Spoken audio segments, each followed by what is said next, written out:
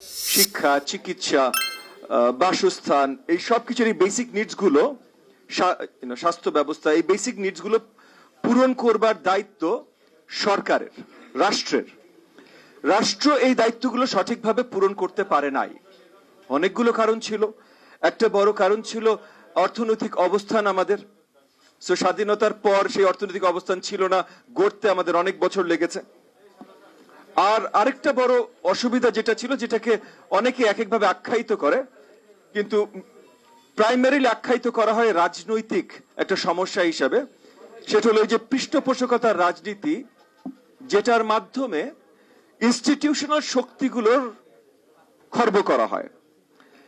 কিন্তু এবং আজকে এটা আরো গুরুত্বপূর্ণ প্রশ্ন, কারণ আজকে অনেক জায়গায় না, মানে আমাদের বেশ কিছু স্বনামধন্য চিন্তক আছেন বা চিন্তাবিদ আছেন, যারা এই ধরনের প্রশ্ন তোলা শুরু করেছেন যে এই পৃষ্ঠপোষকতার রাজনীতির জন্য যদি এই ধরনের ঝামেলা হয়, তাহলে এই রাজনীতি থেকে বেরিয়ে আসতে হবে, এবং রাজনীতি থেকে বেরিয়ে আসা মানে নির্বাচন থেকে বেরিয়ে আসা, হয়তো জাতীয় সরকার বা এই ধরনের কথাবার্তা, এই ধরনের আলোচনা বেশ কিছু মানে গুরুত্বপূর্ণ চিন্তাবিদ শুরু করেছেন।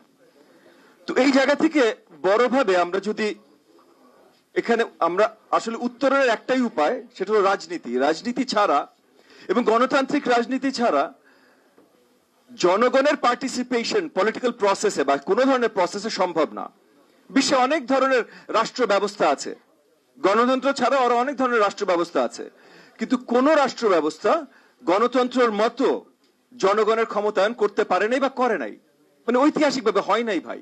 একমাত্র গণতন্ত্রই কাজ করে, ভালো মন্দ, মন্দের ভালো যেটাই বলেন না কেন, একমাত্র গণতন্ত্র কাজ করে।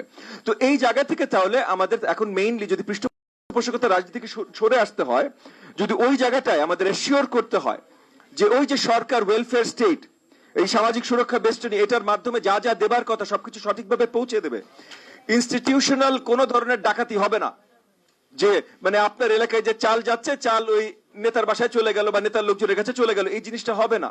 এইটা করতে হলে পলিটিক্যাল কালচারে চেঞ্জ আনতে হবে এবং ইনস্টিটিউশনকে আরো ক্ষমতায়ন করতে হবে।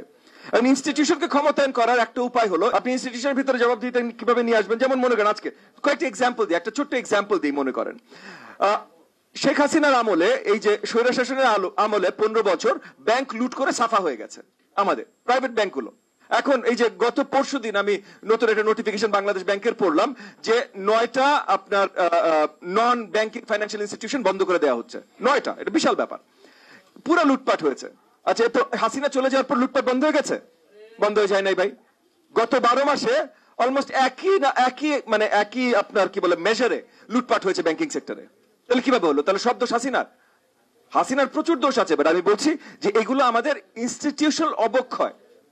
এই ক্ষয়গুলো হাসিনার আমলে সবচেয়ে বেশি হয়েছে। কিন্তু প্রবলেমটা হলো যে এই ইনস্টিটিউশনাল জবাবদিহিতা নাই। যেমন মনে করেন ব্যাংকের কথা যদি চিন্তা করেন, কোন এক ব্যাংক থেকে, প্রাইভেট ব্যাংক হোক পাবলিক ব্যাংক হোক, আপনি একটা টাকা লুট করতে চান, সেটার জন্য বাংলাদেশ ব্যাংকের নজরদারি থাকে। আপনি লুট করবেন, বাংলাদেশ ব্যাংক জানবে না, এটা হয় না। সো এই পর্যন্ত হাসিনার আমলে যে 15 বছর লুটতরাজ হয়েছে, বাংলাদেশ ব্যাংক জানতো। কিন্তু বাংলাদেশ ব্যাংকে যারা, যেই অফিসার ক্লাস, যাদের দায়িত্ব এগুলো দেখা, এগুলোর উপর নিয়ন্ত্রণ করা, তাদের কাউকে কোন খবরের কাগজে দেখেছেন তাদের নাম এসছে, তাদের নামে মামলা হয়েছে? দেখেছেন কেউ? দেখেন নাই ভাই। ওই ইনস্টিটিউশনগুলোকে অ্যাকাউন্টেবল করা হয় নাই। সো ইনস্টিটিউশন প্রত্যেকটা জায়গায়, সেটা ওই টিএনও অফিস বলেন বা যেটাই বলেন, প্রত্যেকটা ইনস্টিটিউশনকে লোকাল পাবলিকের কাছে অ্যাকাউন্টেবল করতে হবে। সেটা কিভাবে করবেন? সেটার অনেক প্রসেসেস আছে। আমরা যে মানে আমরা এই বিএনপির সাথে আমরা আপনার যুগপৎ আন্দোলন সবাই আমরা যে 31 দফা দিয়েছি, এই 31 দফার ভিতরেও কিন্তু এই ইনস্টিটিউশনাল অ্যাকাউন্টেবিলিটিটা আমরা শক্তভাবে দেখিয়েছি।